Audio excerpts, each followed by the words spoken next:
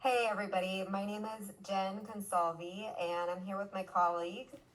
Hi, I'm Jake Claraline, for those of you I haven't gotten to meet yet.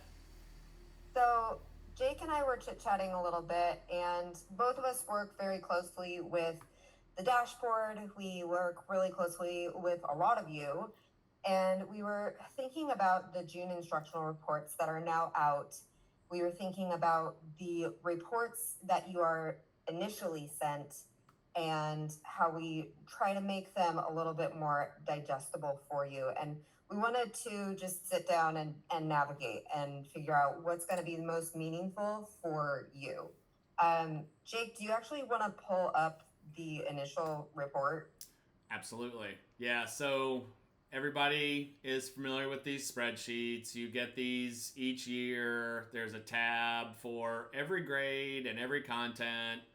And then this lovely bunch of decimals gridded out and color coded for you to be able to see how classes performed on last year's state assessment.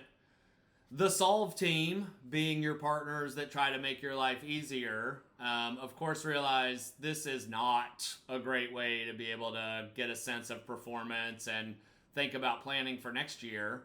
So, we have built a series of pages into your dashboard. Jen and I have invested some time with a fair number of you going through some of these. And we just want to hit some talking points for you about the ways to think about these pages. There are several of them. Um, I'm going to quickly say we're going to try to keep this short. We do have a timer running in the background that, we're not going to try to go too far. We'll Every go on and on, Yeah.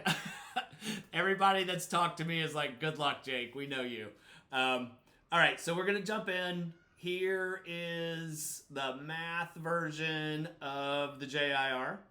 and I think our intent here is the math one is there's a lot to it. So this was very intentional to use this one to discuss. We're gonna skip over the ELA one. It's structured the same way. But as Jake is scrolling through, you can kind of get an awareness of how this is set up. And you're able to, excellent.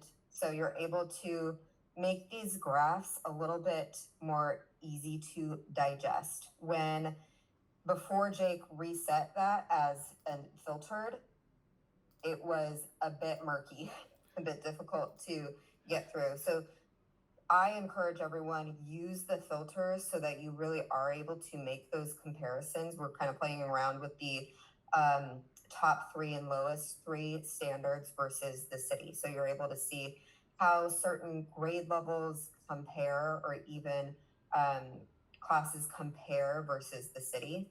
And can you scroll all the way back up? Are we? Yeah, there we go. So starting at the very, very top, though, gives you that class by class view, which you're not able to see in that initial report that we showed you. So this gives you that snapshot of, all right, I am planning for the school year now. I want to see how each class did overall in Because math. So because we know you know who was in which class, who taught which class. And so to Jen's point, like, we think this is a valuable tool for your summer planning. I'm really glad she called out this top level view where the things that were on every tab in that spreadsheet are now integrated into this one bar graph at the very top of the page. yeah, exactly. So that analysis is basically done for you. You have it in front of you. This one is a great one to look at, not as it is because it's very difficult to read unless you're using those filters. We're just going to go ahead into seventh grade. So we're looking at seventh grade right now, and you can see there's two classes, class 701, 702, and you're able to notice some of the differences in the classes. Some of them, they're in line by standard, but some of those standards, you notice a difference between one class to another. And Jake, yep, go ahead and speak to that one that you're hovering over. Yeah, we really wanted to get to these two graphs because we think these are very helpful when it comes to your summer planning, right? in your school, you probably have more classes at a grade than we have in our demo dashboard, right? Like this is all fake data that we're showing you guys here. But this is an example of the same standard. Kids in one class perform dramatically differently than kids in another. So this is the classes up here in my key. This information is very helpful, we argue, for summer planning to get a sense of, all right, what is it that happened in 702 that we want to try to take that good stuff and infuse it in 701? Similarly, in the graph below, I can still see information for each of my classes. We've just kind of pivoted the metrics, if you will. So now the key is showing different standards, and the groups of bars are the class. As with everything, this tool is interactive. Everything in your dashboard, I should say. This tool is interactive, so I can click a couple things and get some highlights to happen. But the big picture here that Jen and I keep coming back to in our conversations with our partners is this tool lets you think more deeply about key information from the year that then you can make adjustments for during the summer and set off on coming in the fall. We could talk more about specifics here, but one thing Jen and I both wanted to highlight was we know that the standards are not assessed equally. Right, like there are some standards that get more items than others, and so we wanted to be able to make that easy to see for everybody. So if I just come to my June instructional report tab, I have a total number of questions page as well.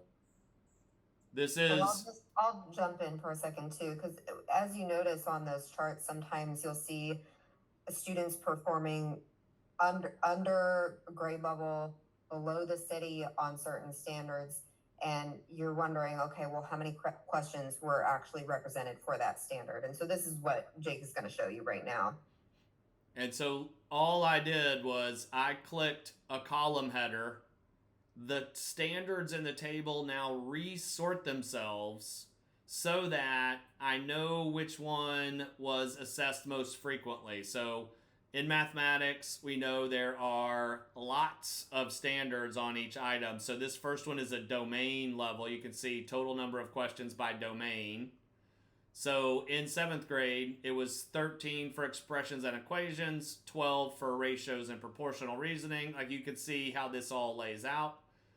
For 4th grade, obviously it's different. 4th graders have different standards. So this is all built into your dashboard. If I scroll down this page, you're going to see the standards for each of the grade levels for mathematics. And then at the very bottom, we've included the same information for ELA.